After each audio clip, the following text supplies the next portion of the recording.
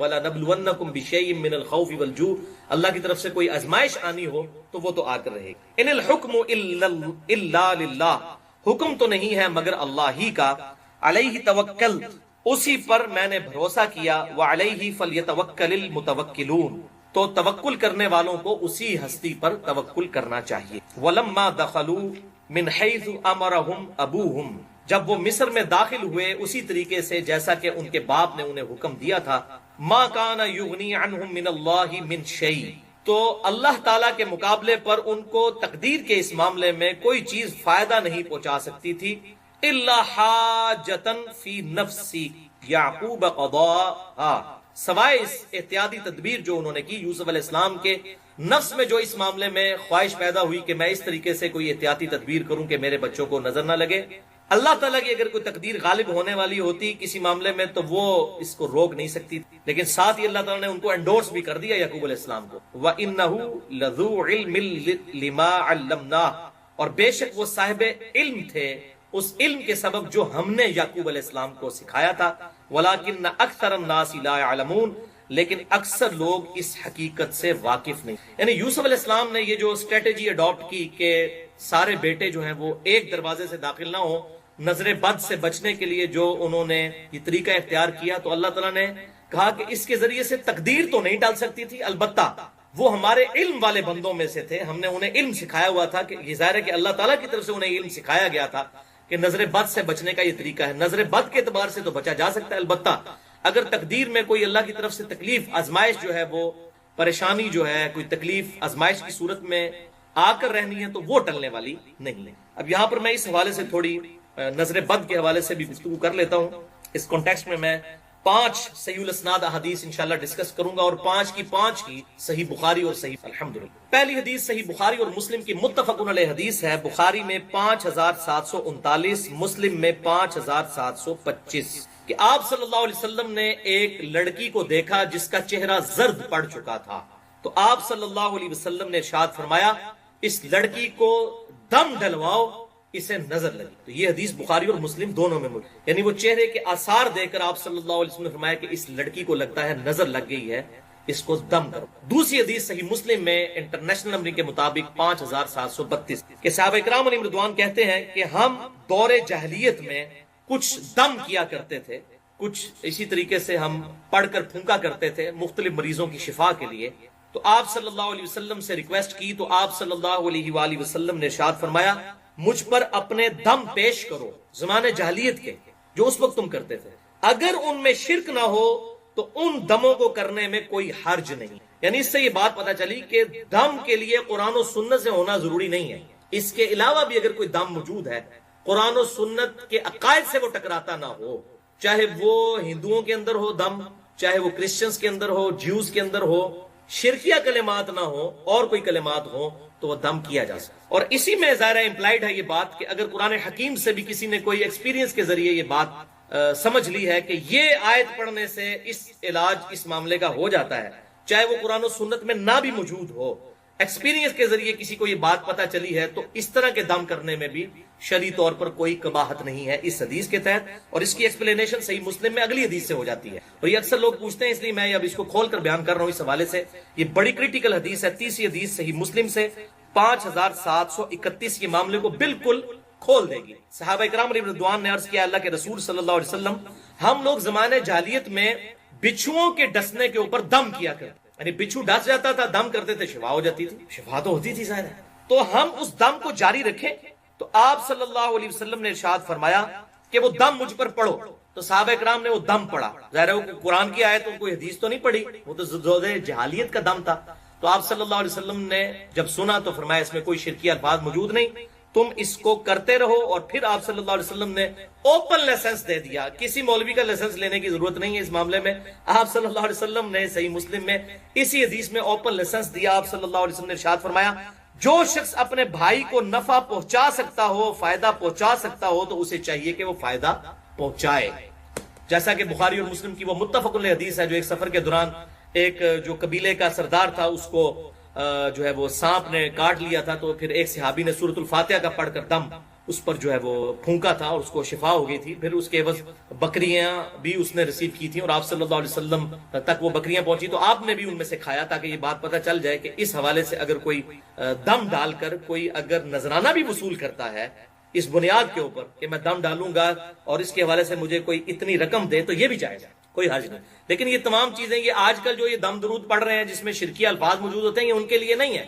اگر سنت کے مطابق کوئی دم پڑے اور اس کے ذریعے اس کو کوئی ذریعہ معاش بھی بنا لیتا ہے اس حوالے سے اور نذرانے وصول کرتا ہے تو یہ بخاری اور مسلم کی متفق علیہ حدیث ہے, بڑی مشہور حدیث ہے یہ سورۃ الفاتحہ کے دم کے حوالے سے, تو یہ جائز ہے اگر اس کے ساتھ اس طرح کی کوئی کمٹمنٹ کر لی جائے لیکن شرکی الفاظ نہ ہو. تو اس میں آپ صلی اللہ علیہ وسلم نے معاملہ بالکل کھول کر بیان کر دیا. سوال اینڈ میں یہ اپنی اچھا چوتھی حدیث بھی صحیح مسلم سے ہے, انٹرنیشنل نمبر کے مطابق 5702 کہ آپ صلی اللہ علیہ وسلم نے ارشاد فرمایا العین حق, نظر کا لگ جانا یہ حق بات ہے کہ ایسا ہو جاتا ہے, نظر لگ جاتی ہے. پھر آپ صلی اللہ علیہ وسلم نے ساتھ ہی ارشاد فرمایا اگر کوئی شے تقدیر پر بھی سبقت لے جاتی تو وہ نظر ہے, اور جب نظر لگ جائے اور کوئی شخص تم سے غسل کا مطالبہ کرے تو اس کے لیے غسل کر دیا کرو. اب یہ پورا معاملہ ہے, یہ غسل کرنا کیا ہے, وہ بخاری اور مسلم میں حدیثیں ملتی ہیں, الموطا امام مالک میں بھی ڈیٹیل کے ساتھ کہ ایک صحابی تھے سیدنا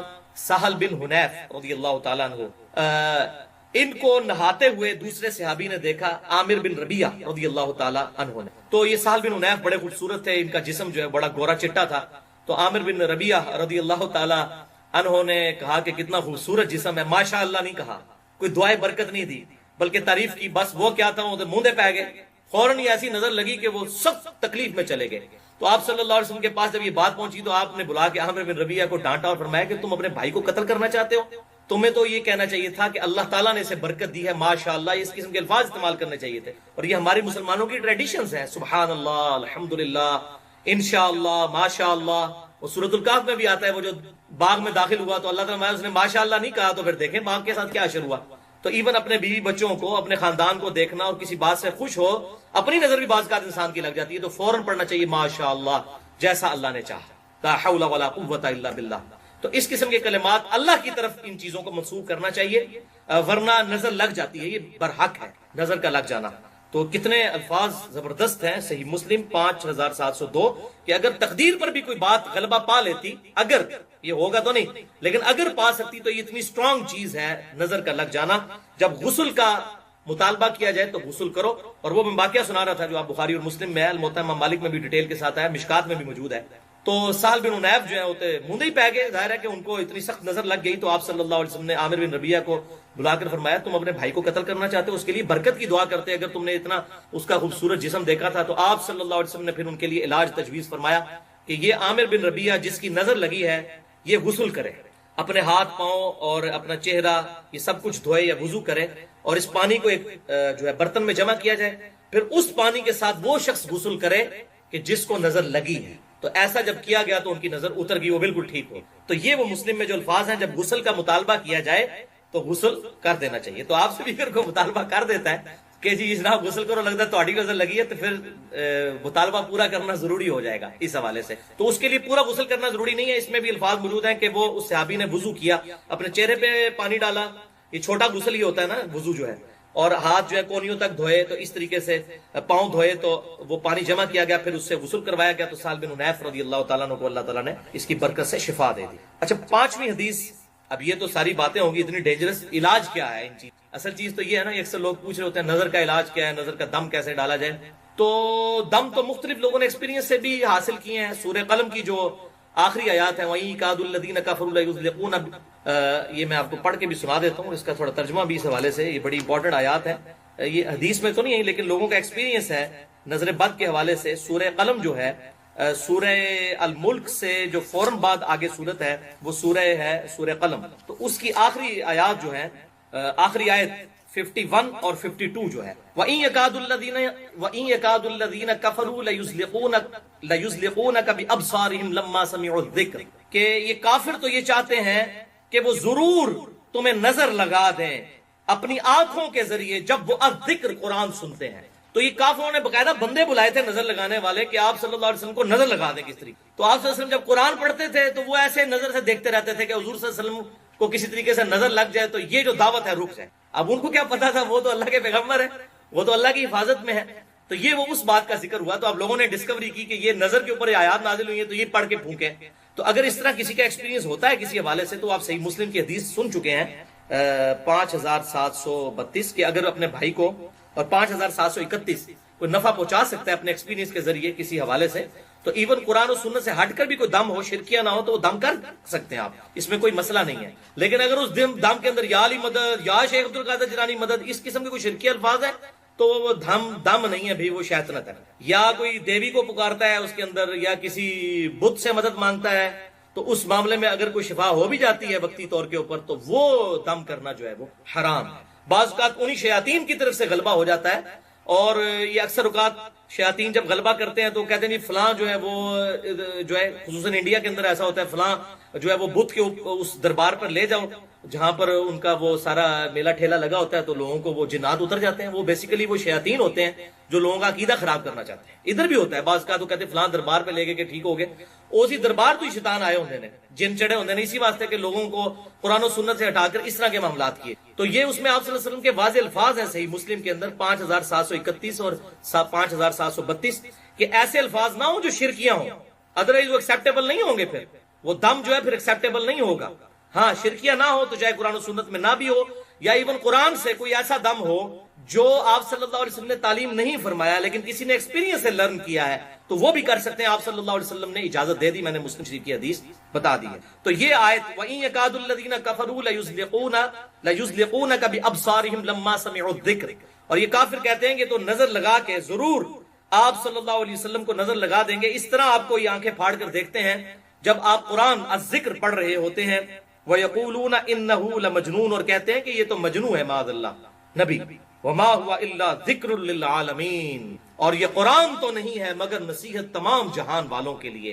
اور یہ جو ہے ضمیر آپ صلی اللہ علیہ وسلم کی طرف بھی لوٹ سکتی ہے کہ آپ صلی اللہ علیہ وسلم تو نہیں، دعوت حق کرنے والے مگر سارے جہان والوں کے. تو اللہ کی طرف سے آپ صلی اللہ علیہ وسلم اللہ کے ریپریزنٹیٹو بن کر آئے ہیں، ان کو نہیں نظر لگ سکتی. تو بعض لوگ یہ آیت بھی دم کر کے، لوگوں کا ایکسپیرینس ہے کہ نظر لگی ہو تو یہ پڑھ کر پھونکا جائے تو شفا ہو جاتی ہے. باقی یہ پانی کے اوپر آپ صلی اللہ علیہ وسلم نے پھونکے مارنے سے منع کیا ہے.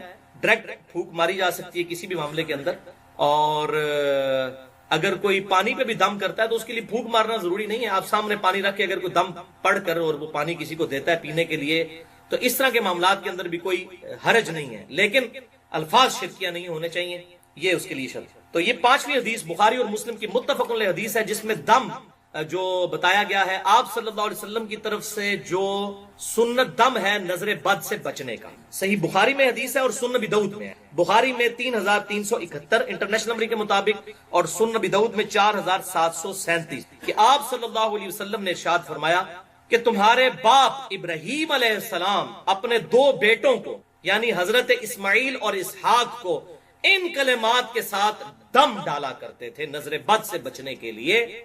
اور ابو داؤد میں آگے الفاظ ہیں کہ میں بھی اپنے 2 بیٹوں کو حسن اور حسین کو انہی الفاظ کے ساتھ دم ڈالتا ہوں جن الفاظ کے ساتھ ابراہیم علیہ السلام اپنے 2 بیٹوں کو اسماعیل اور اسحاق کو دم ڈالتے. اب نسبت دیکھیں کہاں ملائی ہے آپ صلی اللہ علیہ وسلم. حسن و حسین کے مقابلے کرتے ہیں لوگ، یزید کو لے کے آتے ہیں، یزید کو کیا ساروں کو اکٹھا کر لیں آپ جتنے آپ کے چاہنے والے ہیں، حسن و حسین کا مقابلہ نہیں ہو سکتا. تو آپ صلی اللہ علیہ وسلم نسبت کیا ملا رہے ہیں کہ اسماعیل اور اسحاق کو ابراہیم علیہ السلام اپنے 2 بیٹوں کو دم کرتے تھے، اور میں اپنے 2 بیٹے حسن و حسین کو انہی الفاظ کے ساتھ وہ نظر بد سے بچنے کے لیے دم ڈالتا. اعوذ بکلمات اللہ التامہ من کل شیطان وہامہ ومن کل عین لامہ.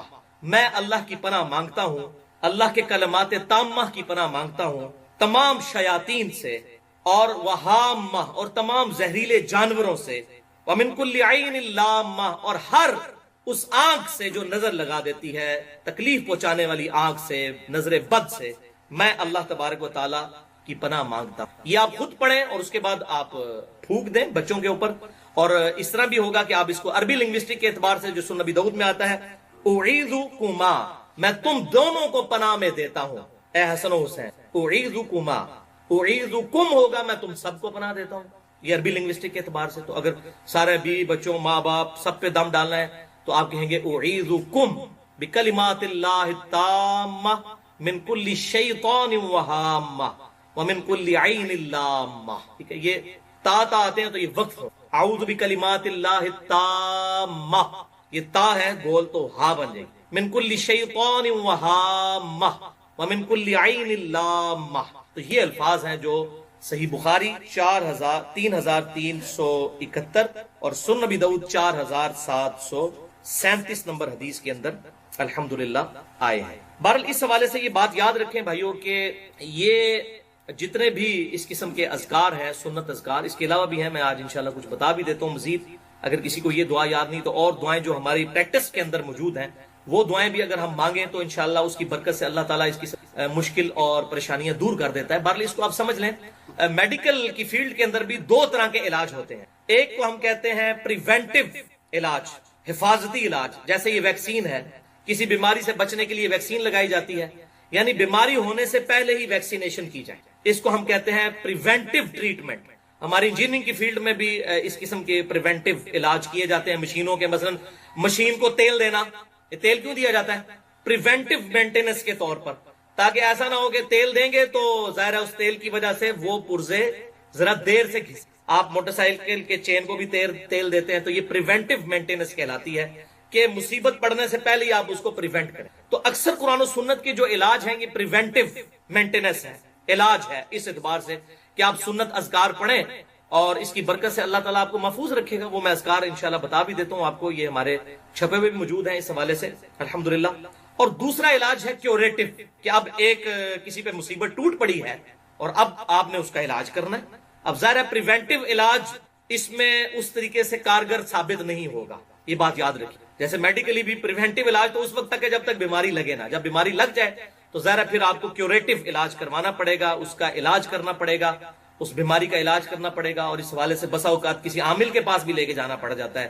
کسی کو جنات کی شکایت ہو یا کوئی اسی طریقے سے، بعض اوقات جنات انسان کے اندر حلول بھی کر جاتے ہیں، یہ بھی بخاری اور مسلم سے ثابت ہے. کسی کے اوپر جنات کا غلبہ بھی ہو جاتا ہے، قرآن میں بھی آیا ہے کہ جنات بعض لوگوں پر اترتے ہیں. تو اس قسم کے جب معاملات ہوں گے تو کسی عامل کے پاس لے جانا چاہیے، اور وہ عامل ایسا ہو جو کتاب و سنت کے اندر ہی علاج کرے، چاہے وہ کسی جگہ سے بھی کرے، کوئی بھی قرآن کی آیت پڑھ کے، لیکن کوئی شرکی الفاظ نہ پڑھے. تو وہ عامل عموماً جو ہے اس طریقے سے جنات وغیرہ نکال دیتے ہیں. اور اس میں اگر وہ کوئی پیسے بھی ڈیمانڈ کرے تو میں نے آپ کو بتایا بخاری اور مسلم سے ثابت ہے، سورۃ الفاتحہ کے دم کے لیے صحابہ کرام علیہم رضوان نے وہ ان سے بکریوں کا ریوڑ پورا ڈیمانڈ کیا تھا. حتیٰ کہ صحابہ میں پھر اختلاف ہو گیا، بخاری اور مسلم میں آتا ہے. تو پھر آپ صلی اللہ علیہ وسلم کی خدمت میں پیش کیا گیا معاملہ. آپ نے فرمایا ان بکریوں میں سے مجھے بھی دو، میں بھی کھاتا ہوں. تو آپ صلی اللہ علیہ وسلم نے خود کھا کر امت کو یہ انڈورس کر دیا کہ اس طریقے سے کمائی اس حوالے سے لی جا سکتی ہے. تو اب اس کو برا ماننے کی ضرورت نہیں ہے. اگر کوئی اس کے ذریعے کوئی اور معاملات چلا رہا ہے شرکیہ، تو وہ اس کو ہم غلط کہیں گے. ناک کے اوپر مکھی بیٹھ جائے تو ناک کو تو نہیں کاٹ دینا نا، آپ نے مکھی اڑانی ہے. جو بات ٹھیک ہے وہ ٹھیک ہے بالکل، جو غلط ہے وہ غلط ہے. تو جتنی بات حق ہے ہم اتنی حق بات کو مانتے ہیں، جو باطل بات ہے ہم اس کو ماننے کے لیے تیار نہیں ہوں گے. تو اس کا باریک سا فرق بھی ضرور سمجھنا چاہیے. اس معاملے میں انسان کو جو ہے وہ فوراً جذباتی نہیں ہونا چاہیے کہ یار یہ کیا کہہ رہا ہے کہ ایسا کیا جا سکتا ہے. تو یہ الحمدللہ بخاری اور مسلم میں موجود ہے. ہاں اب اگر آج تک ہمیں کسی نے نہیں بتایا تو ان تو مولویوں کو گریبان پکڑے. اسی تو مولویوں کے خلاف ہیں کہ یہ مولوی جو ہیں یہ جو ہے وہ اپنے فرقے کی باتیں بتاتے ہیں ایک دوسرے کو نیچے دکھانے کے لیے. تو اس طریقے سے جو کیوریٹو مینٹیننس، جو کیوریٹو ٹریٹمنٹ ہوگا کسی کا، اس کے لیے کسی عامل کے پاس لے کر جائیں تو وہ علاج کر دیتا ہے. اور بعض اوقات وہی علاج کوئی عامل کرتا ہے جو مطلب کوئی نیک انسان ہو تو اس کا بعض اوقات جلدی اثر بھی ہو جاتا ہے. اب میں آپ کو اپنا پریکٹیکل ایکسپیرینس بتاتا ہوں، یہ بھی کچھ دن پہلے کی بات ہے.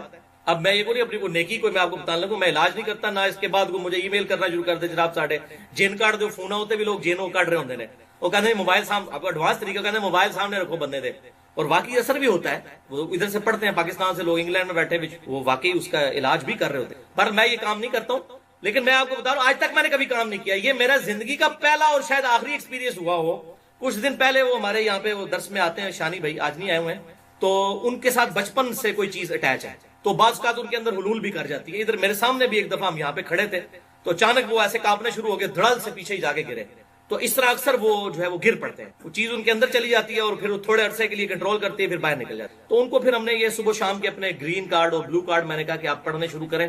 تو مجھے وہ 2 ہفتے پہلے کی بات ہے، مسجد میں زور کے بعد ہم بیٹھے ہوئے تھے، مجھے کہتے ہیں جی ولی بھائی بڑا فائدہ ہوا ہے اس کے ذریعے نا. اب میرے اندر نہیں وہ چیز جاتی، کم از کم اب باہر آ کے کھڑی ہو جاتی ہے، لیکن میں جب وہ باہر آ کے کھڑی ہوتی ہے تو میں پھر ذکر نہیں کرتا، میں چاہتا ہوں ایک دفعہ میرے سامنے آ جاؤ، میں خدا نہ ہے تو مقابلہ کرنا ہے بھائی، میرے سامنے آ جائے ایک دفعہ تو کہنا جی میں ایک بار تکڑا ہوں، میں کہ ایک کام نہ کرو، جب آپ کے پاس بھی فیل ہو کے آئی ہے تو آپ فوراً یہ سنت اذکار اعوذ بکلمات اللہ التامات من شر ما خلق یہ پڑھیں، یا بسم اللہ الذی لا یضر پڑھیں، یا معوذات آخری 3 صورتیں پڑھیں، اس قسم کی جو وہ 5 سنت اذکار میں اینڈ پہ بتا دیتا ہوں۔ تو بہرحال وہ بیٹھے ہوئے تھے نا، اتنی مجھ سے گفتگو کرتے ہوئے کہتے ہیں علی بھائی آ گئی چیز دوبارہ، تو کہتے ہیں بالکل میرے پیچھے آگے بیٹھ گئی اور اس نے مجھے یوں نہ پکڑ لیا، تو میں نے نا ان کو اسی وقت نا ان کے کندھے پہ نا اپنا ہاتھ رکھ کے نا تو میں نے بلند آواز سے پڑھا اعوذ بکلمات اللہ التامہ من کل شیطان وہامہ ومن کل عین لامہ، کہتے ہیں جی غائب ہوگی۔ تو اس طریقے سے ان اذکار کی برکت ہے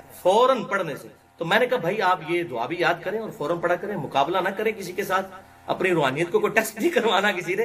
جب ایسے معاملات ہوں تو اللہ تعالیٰ کے آپ پناہ میں آنے کی کوشش کریں سنت اذکار کے ذریعے۔ اس حوالے سے میں نے بڑی ڈیٹیل گفتگو کی ہے، مسئلہ نمبر 82 کے نام سے اسماء اعظم جو ہیں سنت اذکار، اور اس میں نے یہ اپنے جو بلو کارڈ اور گرین کارڈ ہے ان کا تعارف بھی اس میں کروایا تھا۔ یہ دنیا دار لوگ بھی گرین کارڈ اور بلو کارڈ دیتے ہیں اور ہم بھی دیتے ہیں۔ یہ گرین کارڈ جو ہے یہ فرض نماز کے بعد کے اذکار ہیں، اور بلو کارڈ صبح و شام کے سنت اذکار ہیں۔ تو یہ الحمدللہ ہماری جو ویب سائٹ ہے sunnatpark.com، اس پہ اس کا اوریجنل PDF کورل ڈرا کی فائل سے ہم نے جو ہے وہ ڈیٹیکٹ کر کے ڈالا ہوا ہے، وہ 5 MB کی فائل ہے، وہ اپنے آپ اس پہ کریں۔ اس کا اینڈرائڈ بھی انشاءاللہ ایک بھائی ہمارے بنا رہے ہیں، وہ اینڈرائڈ بھی اس کا بن جائے گا، آپ کے اینڈرائڈ فونز کے لیے اویلیبل ہوگا۔ بل یہ PDF فارم میں تو بلو کارڈ اور گرین کارڈ ضرور ڈاؤن لوڈ کریں، اور یہ الحمدللہ ہم نے اب ہزاروں کی تعداد میں چھپوائے ہیں، انشاءاللہ آپ کو مل بھی جائیں گے۔ ان میں یہ سنت اذکار لکھے ہیں۔ بہرحال میں نے آسانی کے لیے انہی میں سے 5 سنت اذکار جو ہیں یہ الگ سے پرنٹ بھی کروائے تھے۔ یہ جو ہمارا ریسرچ پیپر نمبر 7 ہے اس کا آخری پیج، یہ 10 کمانڈمنٹس والا جو ہے، اس کے آخری پیج پہ یہ ہم نے اذکار لکھے ہیں، جادو ٹونا، وبائی امراض اور قدرتی حادثات سے بچاؤ کے صحیح سنت وظائف۔ یعنی لوگ وہ پیر و فقیروں کے چکر میں کوئی شرکیہ وظائف نہ پڑھتے رہیں، بلکہ یہ سنت وظائف پڑھیں جو امام کائنات سید الاولین والآخرین شفیع المذنبین رحمت للعالمین سیدنا و مولانا امام اعظم محمد رسول اللہ صلی اللہ علیہ وسلم انہوں نے تعلیم فرمایا۔ اور اس کے نیچے میں نے لکھا ہے مرشد کامل امام الانبیاء صلی اللہ علیہ وسلم کی صحیح احادیث کی روشنی میں تمام احادیث کے نمبرز علماء حرمین بیروت کی انٹرنیشنل نمبرنگ کے مطابق ہیں، جو عربی کتب شائع ہوتی ہیں دارالاسلام مکتبۃ الشاملہ کی، اس میں بھی ہم نے لکھا ہے مرشد کامل، ہمارے مرشد ہمیں ہدایت دینے والے آپ صلی اللہ علیہ وسلم میں ان کے سنت وظائف ہیں۔ یہ قادری، چشتی، نقشبندی، سہروردی یہ اس سلسلے کے نہیں، بلکہ ہمارے محبوب صلی اللہ علیہ وسلم کے سنت اذکار ہیں۔ تو اسی بلو کارڈ میں سے یہ 5 وظائف ہم نے نکالے ہیں صبح و شام کے اذکار میں سے 5۔ اگر کوئی سارے نہیں کر سکتا، 15-20 اذکار ہیں، 5 یہ ہم ایک نشست میں بیٹھ کے میرا خیال ہے 5 سے 10 منٹ میں انسان کر سکتا ہے، صبح کرنے ایک دفعہ، شام کو۔ یہ میں آپ کو بتا دیتا ہوں۔ بہرحال اللہ کی طرف سے تکلیف تو آئیں گی، اکثر لوگوں کو جنات کا مسئلہ ہو جاتا ہے، آسیب کا مسئلہ ہو جاتا ہے، لوگ پریشان ہوتے ہیں جی یہ کہاں سے بیماری آ گئی، اور جب پوچھے تو اکثر لوگ نماز روزہ بھی نہیں کرنے والے ہوتے، کہتے ہیں مصیبت کہاں سے آ گئی۔ مصیبت تو سب سے بڑی آپ کی یہ ہے، پھر سنت اذکار نہیں کرنے والے ہوتے۔ پھر اس کے باوجود بھی اگر کسی کے ساتھ کوئی ایسا مسئلہ بن جائے تو وہ سنت اذکار کے اوپر استقامت اختیار کرے، اپنے آپ کو امپروو کرنے کی کوشش کرے، انشاءاللہ آپ کی روحانیت مضبوط ہوگی۔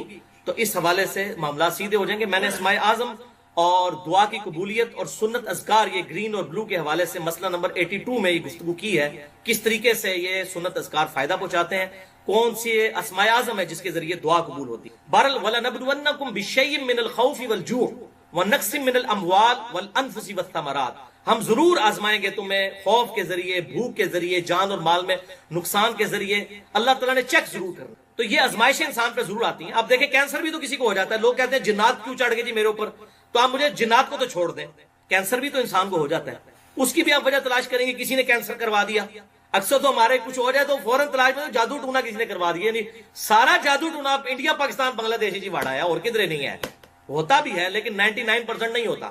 ہمارے اپنے اعمال ہوتے ہیں یا بعض اوقات ہم پر آزمائش آتی ہے اور وہ نکل جاتی ہے آزمائش، آپ سنت اذکار کی طرف متوجہ ہوں، انشاءاللہ اللہ تعالیٰ حفاظت فرمانے والا ہے۔ تو یہ اس حوالے سے وہ اس چکر میں لوگ پڑ جاتے ہیں، خود کچھ کرنا نہ پڑے، اور پھر وہ جو ہے وہ بابوں کی تلاش میں نکلتے ہیں، اور بعض کا پھر وہ اپنا ایمان بھی گوا بیٹھتے ہیں۔ اس حوالے سے کوئی شرکیہ اگر کوئی دم پڑھنے شروع کر دیں گے، کوئی ناد علی یا اس قسم کے الفاظ جس میں شرکی الفاظ موجود ہیں، تو وہ اس کی تو پڑھنے کی کوئی اجازت نہیں ہے۔ تو اس طریقے سے جس طرح جراثیم کے ذریعے انسان کو دنیاوی طور پر ہیپاٹائٹس A B C یا اسی طریقے سے کینسر کا مرض ہو جاتا ہے، اسی طریقے سے روحانی امراض بھی ہوتے ہیں انسان کو کبھی آسیب کا سایہ ہو جانا، کوئی جنات کا گھس جانا کسی بندے کے اندر، یا جادو ٹونا کا ہو جانا، لیکن اس کا علاج ہمارے محبوب صلی اللہ علیہ وسلم نے تعلیم فرمایا ہوا ہے۔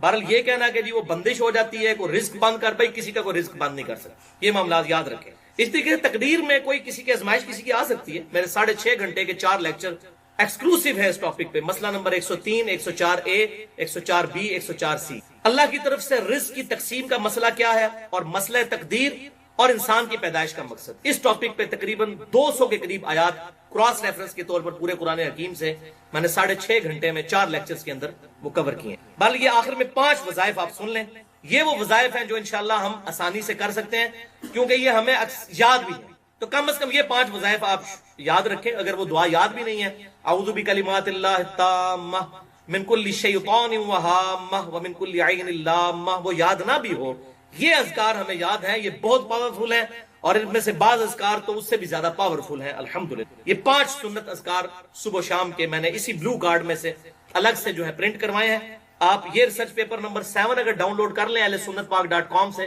اس کے آخری پیج پہ یہ لکھے ہوئے ہیں، ہم ہزاروں کی تعداد میں اس کی ہارڈ کاپیز بھی تقسیم کرتے ہیں۔ پہلا وظیفہ سن لیں، آیت الکرسی کا وظیفہ، سورۃ البقرہ کی آیت نمبر 255، جس کے بارے میں صحیح بخاری میں انٹرنیشنل نمبر کے مطابق 2311 نمبر حدیث ہے کہ آپ صلی اللہ علیہ وسلم نے اس بات کو انڈورس کیا جب شیطان انسانی شکل میں حضرت ابو ہریرہ کے پاس آیا رضی اللہ تعالیٰ عنہ، بڑی ڈیٹیل حدیث ہے، اینڈ پہ اس نے ایک وظیفہ بتایا حضرت ابو ہریرہ کو اور کہا کہ اے ابو ہریرہ، اگر تم رات کو سونے سے پہلے آیت الکرسی سورۃ البقرہ کی آیت نمبر 255 پڑھ لو گے، اللہ لا الہ الا هو الحی القیوم وهو العلی العظیم تک، تو پوری رات اللہ تعالیٰ کی طرف سے ایک فرشتہ تمہاری حفاظت پر مامور، فرشتے کو پکارنا نہیں، پکارنا اللہ کو ہے، اللہ مامور کر دے، فرشتے کو پکار نہیں سکتے، پکارنا اللہ ہی کو۔ تو یہ شیطان نے وظیفہ دیا اور اپنی جان چھڑائی، تو آپ صلی اللہ علیہ وسلم کی خدمت میں حضرت ابو ہریرہ آئے، تو آپ صلی اللہ علیہ وسلم نے فرمایا کہ وہ ہے تو جھوٹا تھا، انسانی شکل میں آیا، وہ شیطان تھا ابو ہریرہ، تجھے پتہ نہیں چلا، لیکن بات اس نے سچی۔ اسی حدیث کے تحت لوگ کہتے ہیں کہ اگر شیطان بھی اگر اچھی بات کرے جو کتاب و سنت سے انڈورس ہو تو لے لینی ہے، لیکن یہ بات کرنا آسان ہے۔ ہماری کوئی حدیث ہم بیان کر دیں بخاری مسلم سے تو لوگ کہتے ہیں یہ حدیثاں تے آنے پر بیان نہیں کرنی ہے، ویسے کہتے ہیں شیطان کو بھی لے لو، خدا نہ شیطان کو تسی لے لیندے ہو تے بخاری مسلم کو میں تو نہیں لکھی ہے۔ اگر میں نے وہ بنو امیہ کا پول کھول دیا بخاری مسلم سے کہ کیا امت پہ ظلم ڈھایا گیا، حضرت حسین کی شہادت کیسے ہوئی، مسئلہ نمبر 101، صحیح مسئلہ خروج اور فکر حسین حق پرستی کی علامت ہے، جو آپ سمجھ لیں کہ مولانا مودودی رحمہ اللہ کی کتاب خلافت و ملوکیت کا وہ ورژن ہے، ویڈیو کی فارم میں صحیح الاسناد احادیث کی روشنی میں 50 واقعہ کربلا کا حقیقی پس منظر، جو ہماری ویب سائٹ پہ بھی اپلوڈ ہے، ریسرچ پیپر نمبر 5B۔ تو کہتے ہیں حدیثیں بیان نہیں کرنی چاہیے، تو خدا کے لیے آپ اس بات کو سمجھے کہ یہ تمام کی تمام چیزیں احادیث میں آئی، تو شیطان بھی اگر غلط بات کرتا ہے تو صحیح بات کرتا ہے تو آپ اس سے لے لیں، اس میں کوئی حرج نہیں ہے۔ تو مجھے اگر کوئی شیطان کا درجہ دینا چاہتا ہے تو ضرور دے، بلکہ شیطان سے ورش بھی دے دے، تو بات تو قرآن و سنت کی ہے، وہ لے لینی چاہیے، اس میں کوئی جھگڑا نہیں کرنا چاہیے۔ تو یہ پہلا وظیفہ ہے کہ آیت الکرسی رات کو پڑھیں، انشاءاللہ صبح تک حفاظت ہوگی۔ اور المستدرک الحاکم میں بھی، جامعہ ترمذی میں بھی حدیث ہے انٹرنیشنل نمبر کے مطابق 2880، یہ صحت کے اعتبار سے تو مضبوط نہیں ہے لیکن اس کو سپورٹیو ہے صحیح بخاری کی اس حدیث کو میں اس لیے بیان کر دوں کہ جو صبح کے وقت آیت الکرسی پڑھتا ہے شام تک اللہ کی حفاظت میں رہتا ہے، جو شام کو پڑھ لیتا ہے صبح تک رہتا ہے حفاظت میں۔ تو شام سے صبح تک تو یہ بخاری سے ثابت ہو گیا 2311، تو صبح والا سائملٹینیس کنٹراسٹ بھی امپلائڈ ہے اس کے اندر۔ آیت الکرسی کا وظیفہ صبح اور شام کتنی دفعہ؟ ایک دفعہ، یہ کوئی مشکل کام ہے؟